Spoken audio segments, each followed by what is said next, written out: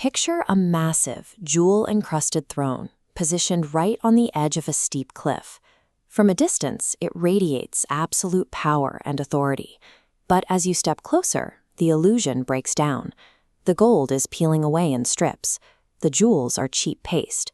The wood underneath is splintering, and the rock supporting the entire structure is actively crumbling into the void below.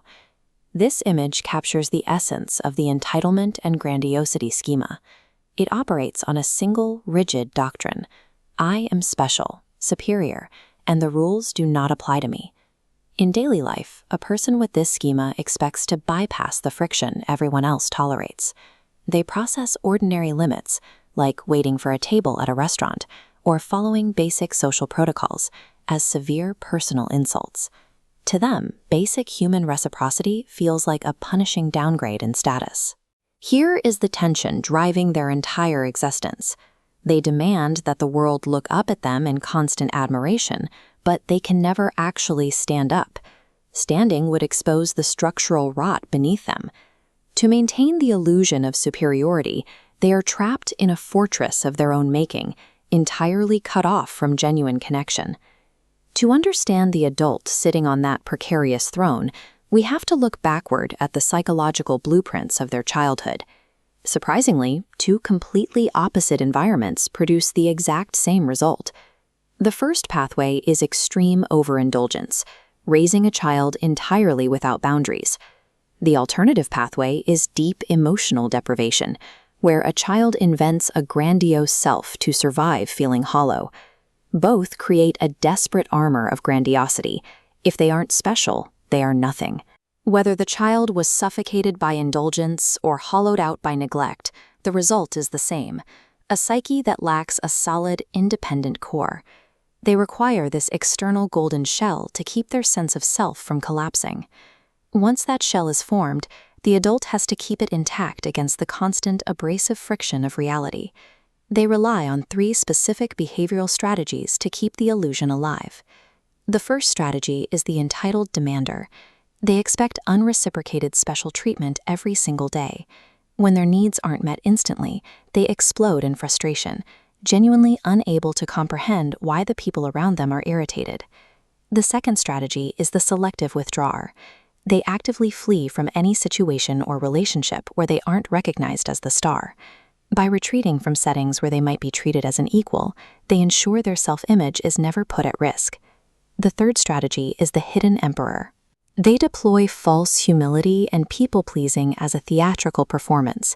They act subservient on the outside to quietly secure admiration, while internally maintaining a rigid belief that they are better than everyone else. None of these strategies are easy to maintain. They require exhausting, daily effort to guarantee the ego never has to face the reality of being ordinary. Clinical psychology calls the engine driving these behaviors the self-aggrandizer mode. Think of it as an aggressive, unyielding guard stationed at the gate of the psyche. Its sole job is to fight the outside world and keep the grandiosity inflated at all costs.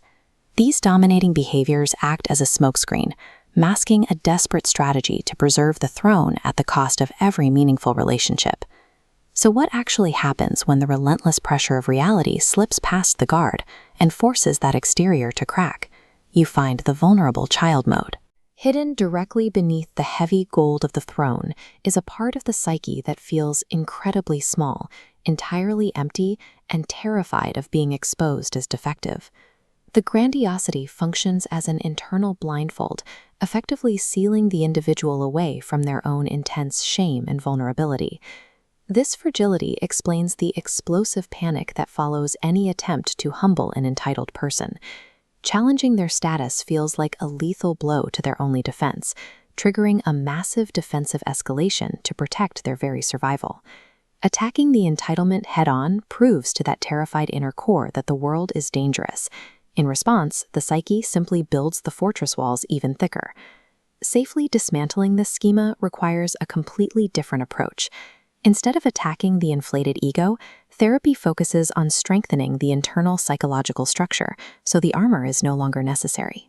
This means cultivating the healthy adult mode, learning to practice actual perspective taking, to tolerate realistic limits, and to experience frustration without catastrophizing.